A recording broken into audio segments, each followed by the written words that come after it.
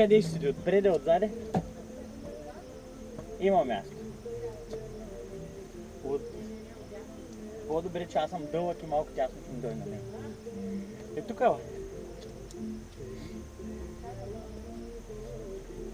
Радовичката е тук отзади, да я сложим при тебе, е тук долу и служи, той има място, той е нали Форестър.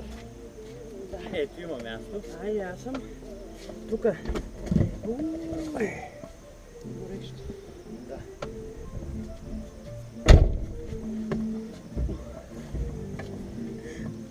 Айде, затвори. Що му реално, ако ти е удобно, дръпни малко седалката. Не, на мен ме е добре, не ми пречи. Е? Добре ми. Бе, малко само напред, е тук от ляво ти. Да, чак. Стига, на мен ми е добре, аз си...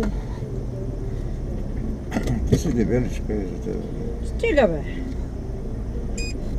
Ами, няма ли да и защо не? Не, че отрусаме, тя вече е много... Не, накрая. Ние преди ходихме, ама сега вече много накрая, пък ние отиваме на едно място, дето се няма да е просто черен път.